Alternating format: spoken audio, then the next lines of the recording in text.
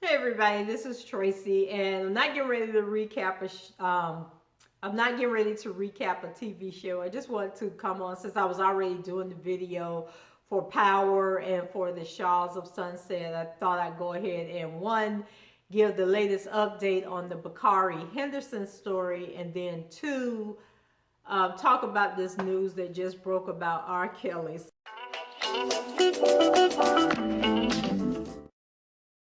So with the Bakari Henderson, they released some more video from the night that he was murdered, and I'm still kind of confused as to what was going on because remember I said in my TV Afterthoughts and Life Musings video over the weekend that the friends were saying that he didn't get into the fight because he was taking a picture with a waitress.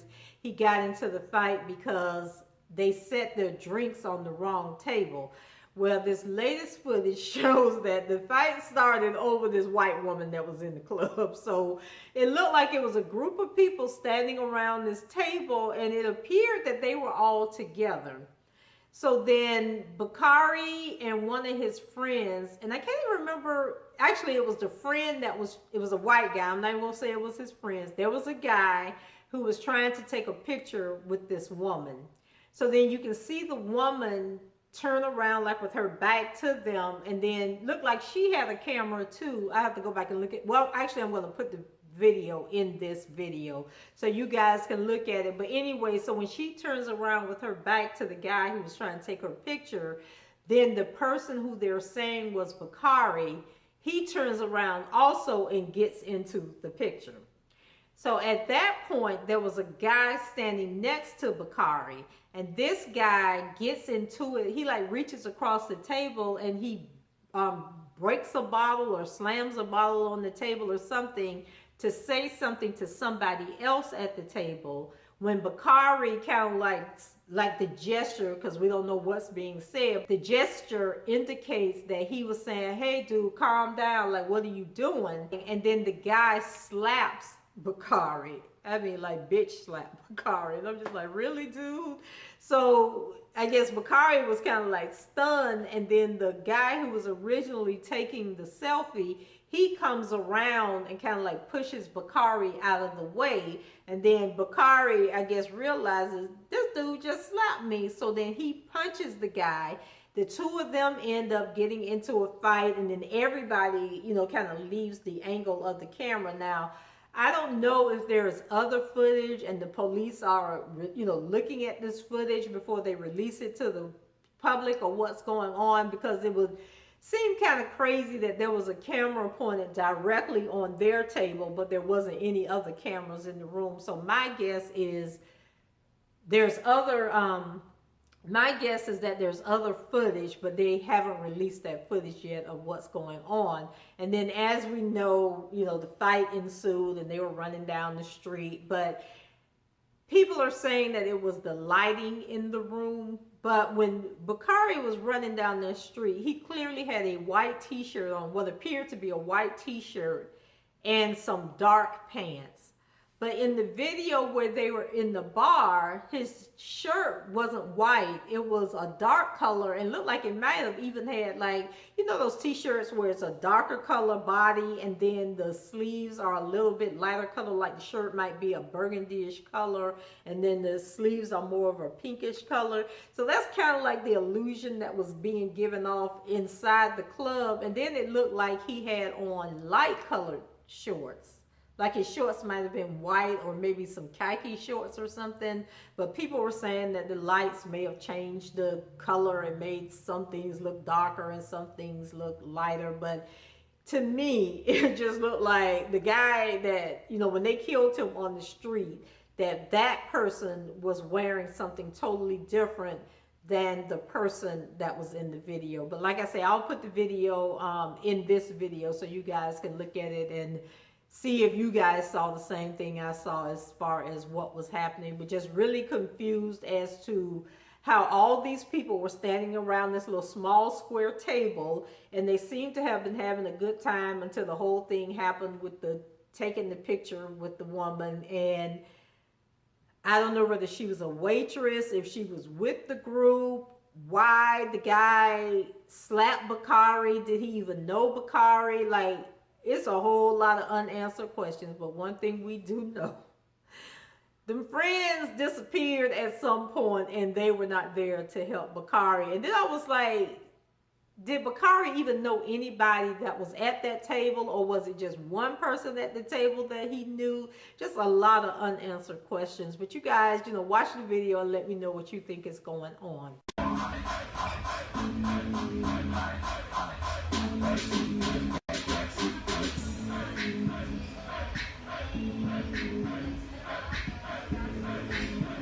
Over to this story that appeared on BuzzFeed about R. Kelly. So evidently there are these parents that are saying that R. Kelly is holding their daughter captive in some kind of sexual cult. Just like, where do people come up with this stuff? So, Twitter is a buzz. And I'm thinking that 3/4 of the people that are commenting on the story on Twitter didn't even bother to click on the link to read the story. So the article says, backstage at the Fantasy Springs Resort Casino in Indio, California on May 23rd, 2015, this girl mother, was thrilled that her 19-year-old daughter's music career was going to make a major leap forward from recording demos and performing at talent shows, at a chance for stardom, thanks to the R&B superstar R. Kelly. And don't it always start out where somebody is trying to get something from somebody else to help themselves, and then when things don't go the way they planned, then all of a sudden we got an issue. So she's basically, what they're saying is that when they got to go backstage with R. Kelly, they stayed there for over 2 hours, and they had a one-on-one. They had a one-on-one with just her, the mother, and the daughter, and R. Kelly. And so she said that they went back to talk about the music, and he listened to a CD that they had and said that he was going to try and help the daughter, with the CD. And so they were really excited and happy about what was going on. And let's keep in mind that when R. Kelly met the girl, she was 19, meaning she was not a child. She was an adult woman. So then the lady says that R. Kelly and her daughter met backstage at a concert in Atlanta earlier that month. And soon enough, he invited her to fly out to his concert on the dime. And that, she said she heard about his past sexual exploits, but, she felt that as long as she was there with the daughter, that nothing bad was going to happen. And so she and her husband of 22 years, and the husband's name is Tim, and he's a car dealer, that they moved from Memphis to Atlanta to help their oldest daughter's career. And she was confident that, the daughter would be protected and she would be able to protect the daughter. So in the back of their minds, they were thinking, that the daughter could be around R. Kelly, if she was there, nothing was going to happen. So now here we are 2 years later, and the mom says she's in a desperate fight to bring her daughter home. And so BuzzFeed said that they verified, their identities and their full names, through public records, and that these people really are who they are, and that the daughter really is, some kind of way associated with R. Kelly. And so they said that the mother told them that she closed her business, became a relentless amateur detective, and shared her findings with the FBI and the police in 2 states, but their daughter isn't considered a missing person, and at least not in the eyes of law enforcement. So this is the mother saying that her daughter, is being held against her will, and that R. Kelly is running a sex cult. So she says that the daughter still lives with R. Kelly and says that she's doing fine, and despite her parents' efforts and telling the police that she is being held against her will, that she is not in a cult and she is there because she wants to be there. So I'm just like, oh my God. So now we got 3 former employees of R. Kelly who've come forth. So it's 3 chicks, Cheryl Mack, Kitty Jones, and Asante McGee. So now they're providing details to support, what the mother is saying. And so they're saying that 6 women live in the properties rented by Kelly in Chicago and the Atlanta suburbs, and that he controls every aspect of their life, from what they eat, what they wear, when they take a bath, when they go to sleep, how they engage in sexual encounters and all this stuff. And I'm just like, okay. So then later on in the story, we find out that the Kitty Jones woman and the Asante McGee woman, they have admitted that they worked for R. Kelly, and during the 5 years that they worked for R. Kelly, that they too was bumping and grinding with R. Kelly up until about a year ago. And so I'm thinking, okay, how convenient is it that now that you're no longer working for him, now you want to join this mother in saying that he's running a cult, and he's holding these women against their will and have them brainwashed, and they don't know what they're doing. And I'm just like, can y'all just let this man live? Like, let him live. And this is sort of like the whole O.J. Simpson thing all over again. O.J. was acquitted for killing his wife, whether you think he killed her or not. He was acquitted. But people just are not going to rest until they got OJ locked up. And where's OJ now? He's in jail on some crazy charge of kidnapping and stealing his own memorabilia back from people that stole it from him.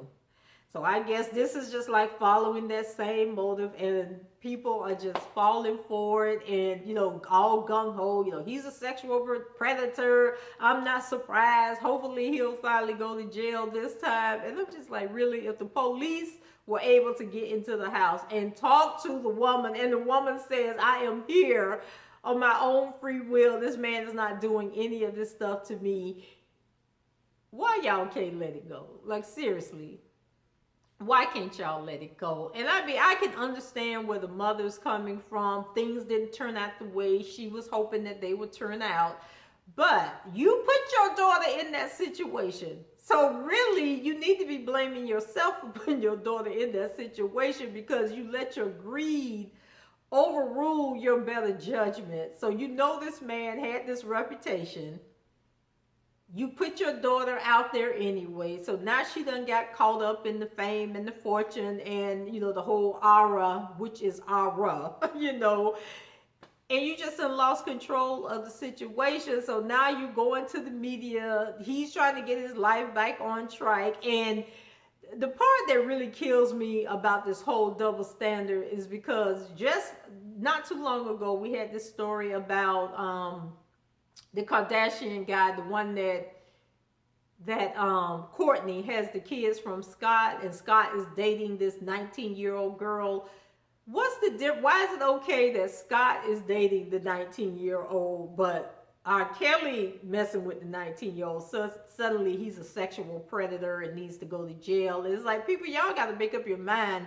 Do you want it this way, or do you want it that way? So if any grown man messing with, like, what's the cutoff age for an older man to be dating a younger woman? Is it 20? Is it 25?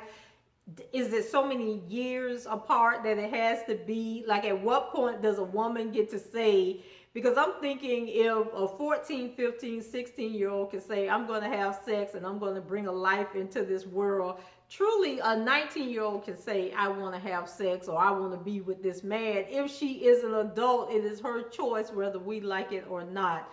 So leave your comments below and let me know what you think about this whole R. Kelly mess that's buzzing on the internet right now. Like, do you think he's running a sexual cult and he's holding these women against their will? Or do you think that this mother, like any other mother, is upset that her daughter, has gotten herself into this situation and she has no control over getting her daughter out of the situation?